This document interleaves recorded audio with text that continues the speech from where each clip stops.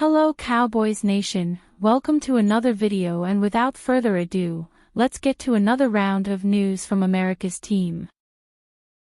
Mel Kiper Jr. sees Cowboys' drastic change in draft predictions.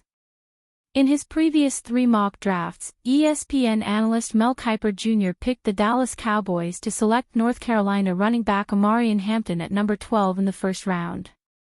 A ball carrier is certainly one of the top needs on the Cowboys roster going into the NFL draft, but why is Kiper so set on Hampton before other positions like wide receiver and cornerback?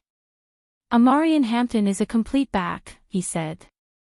If you're the Dallas Cowboys and you got Dak Prescott and you got a running back like this who is complete, and they don't have anybody like this on their roster the last time I checked, why not? Hampton is a workhorse back who, like Kiper said, can do a lot of things very well. He amassed 1,660 yards rushing last season with 15 touchdowns and also had 273 yards and 2 touchdowns receiving. However, this repetitive mock pick has left Cowboys Nation unsatisfied. The main argument is whether number 12 is too high a position to draft a running back, especially when there may be more glaring holes needing filling that have not been addressed at all this offseason. Now Ashton Jeanty is a different story, but most are assuming he gets picked in the top 10. In free agency, the Cowboys signed running backs Javonte Williams and Miles Sanders. That won't be enough in the backfield, but the moves point to the idea that the position doesn't require first-round help. The wide receiver position, on the other hand, is a different story. Dallas has not had 2 wide receivers surpass 700 yards in the same season since 2021. And there has been no successful acquisition, despite the of searching. This is why Kiper has made his first change to his Cowboys prediction in a joint mock draft with fellow analyst Field Yates. I thought about North Carolina running back Omarion Hampton, but the possibility of Matthew Golden's 4.29 speed and great route running opposite CeeDee Lamb just make too much sense, Kiper said. The Cowboys can finally get some reliability at wide receiver number 2 for quarterback Dak Prescott. Not only did Kiper come around to this realization, but he also made sure to grab the 2 other dire needs in the 2nd and 3rd round, creating what most Cowboys fans would say is his best mock to date.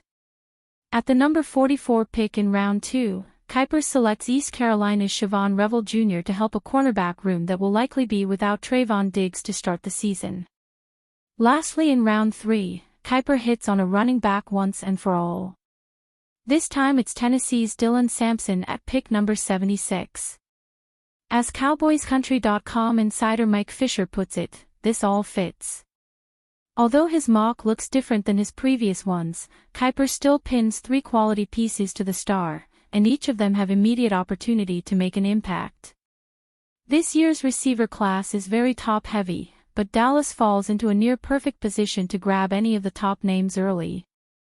Matthew Golden from Texas is among that elite crop and would be an ideal complement to CeeDee Lamb. Revel's selection, although he is coming off ACL surgery, that was performed by the Cowboys team physician, addresses an off-season need that has received less attention than running back, but needs it just as much. About Sampson, Kiper said, they finally get their running back, and Sampson has good upside. He ran for 1,491 yards and 22 touchdowns last season. Sampson's pick in round 3 is in no way a settlement. He brings plenty of explosiveness and physicality to fit in nicely with Brian Schottenheimer's philosophy. The depth available in this draft is what puts this Kiper prediction among the most believable. Specifically, there is a much greater chance for Dallas to find a potential running back 1 in round 3 than a wide receiver 2 anywhere later than round 1. For Cowboys fans, this 3-round projection is a welcome sight to sore eyes. Cowboys epic Tyron Smith, Zach Martin photo belongs in the Louvre. Wednesday was emotional for Dallas Cowboys fans as the final piece of a legendary offensive line officially hung up his cleats. Longtime left tackle Tyron Smith signed a 1-day contract with the team to retire as a Cowboy. The retirement comes not long after fellow future Hall of Famer Zach Martin announced his retirement. Martin was among the many current and former stars to attend the ceremony at the team facility, and he shared a great moment with Smith. The Cowboys shared a photo of the exchange on social media that had the fanbase buzzing. As they say, hang it in the Louvre. It's a shame that neither player earned a Super Bowl ring during their NFL careers, but they will be immortalized in franchise history as members of the Cowboys' Ring of Honor in future. They will also get to see their busts enshrined in Canton when the time comes. Congratulations to the dynamic duo on their incredible and unforgettable careers in Dallas. Cowboys sign former Browns OL Hakeem Adeniji.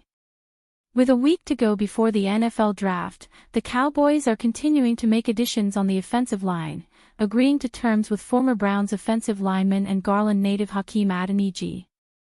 Adeniji, 27, has been in the NFL for 5 seasons with 3 different teams.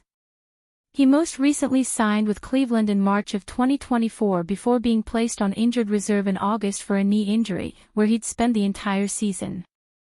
His career began in Cincinnati back in 2020, when the Bengals picked him with the first pick in the 6th round of the draft out of Kansas. He'd play at tackle and guard for the Bengals in 3 seasons there, starting 15 games, including starting at guard in the Bengals' Super Bowl 56 appearance. After Cincinnati waived Adeniji in August of 2023, the Minnesota Vikings signed him to their practice squad 2 days later, and later to the active roster in October.